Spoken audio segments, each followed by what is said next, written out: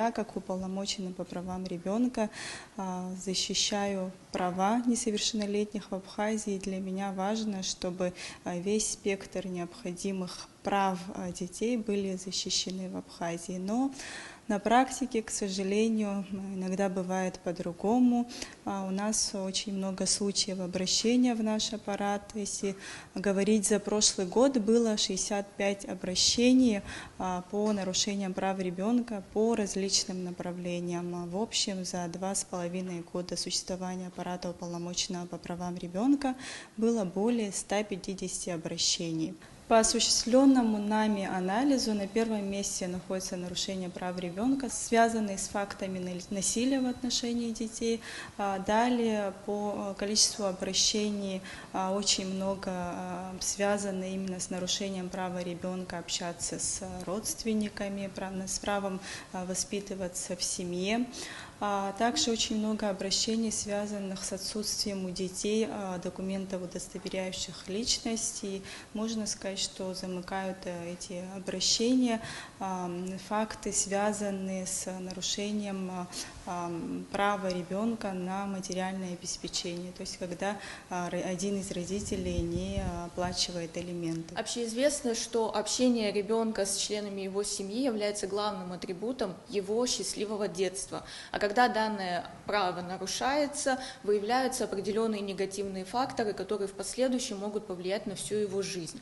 Мы желаем всем детям Республики Абхазия никогда не попадать в подобную жизненную ситуацию, в которой было бы нарушено данное право. Обращаясь к детям нашей прекрасной республики, хотелось бы отметить, что если вы считаете, что данное право было кем-либо нарушено, вы можете обратиться в аппарат уполномоченного по правам ребенка с целью защиты данного права. Согласно части 1 статьи 59 Семейного кодекса Республики Абхазия, ребенок имеет право на имя, отчество и фамилию. Данное право является естественным для каждого ребенка без исключения. Однако, исходя из практической стороны аппарата уполномоченного по правам ребенка, мы сталкиваемся с нарушением данного права, описанного в части 5 статьи 59 Семейного кодекса Республики Абхазия, которая гласит, что если отцовство не установлено, имя ребенку дается по указанию матери. Отчество присваивается по имени лица, записанного в качестве отца ребенка, фамилия по фамилии матери. Именно в данном случае нами было выявлено наибольшее количество спорных ситуаций. Свидетельство о рождении ребенка – это основополагающий документ, который сохраняет свою актуальность на протяжении всей жизни человека. Поэтому, дорогие наши ребята, в этот праздничный день мы желаем вам не сталкиваться с данной казусной ситуацией. А если вдруг произошло так, что вы не имеете свидетельства о рождении или ваша фамилия, имя или отчество не вписаны в документы, то вы можете обращаться к нам в аппарат уполномоченного по правам ребенка. Статья 62 Семейного кодекса Республики Абхазия гласит, что ребенок имеет право на содержание от родителей и от других членов своей семьи в порядке и размерах согласно Семейному кодексу. Суммы, причитающиеся ребенку в качестве алиментов, пенсий, пособий, выплачиваются родителям и либо лицам их заменяющим и расходуются ими на воспитание, содержание и здоровье детей. Аппаратом уполномоченного было выявлено за последний год не так много случаев нарушения алиментных обязательств, но даже самый маленький процент данных нарушений свидетельствует о каких-то системных проблемах. Ребята, мы поздравляем вас с Днем защиты детей и желаем, чтобы ваши имущественные права никогда не были нарушены.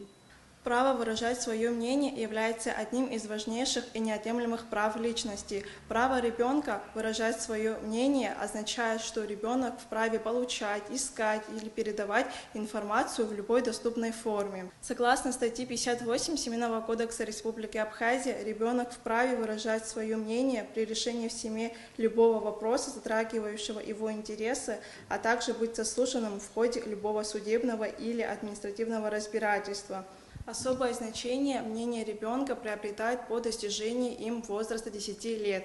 Часть 4 статьи 60 Семейного кодекса Республики Абхазия гласит о том, что право на изменение имени или фамилии ребенка может быть произведено только с его согласия. По достижению 10 лет ребенок может участвовать в судебном разбирательстве, так как его мнение будет носить определяющий для исхода дела характер. Это делается, чтобы не допустить ущемления интересов малолетнего ребенка и обеспечить нормальных условий жизнедеятельности. Дорогие наши ребята, в этот праздничный день мы желаем вам, чтобы вы жили в доброй сказке, где царит волшебство родительской любви и заботы. День защиты детей – это лишнее напоминание нам, взрослым, о том, что мы несем ответственность за судьбу и будущее наших детей. Защита прав и законных интересов несовершеннолетних – это одно из важнейших направлений работы общественных и государственных организаций Абхазии, которые работают в сфере детства, в сфере защиты прав. От всей души поздравляю подрастающее поколение и их родителей с Международным днем защиты детей.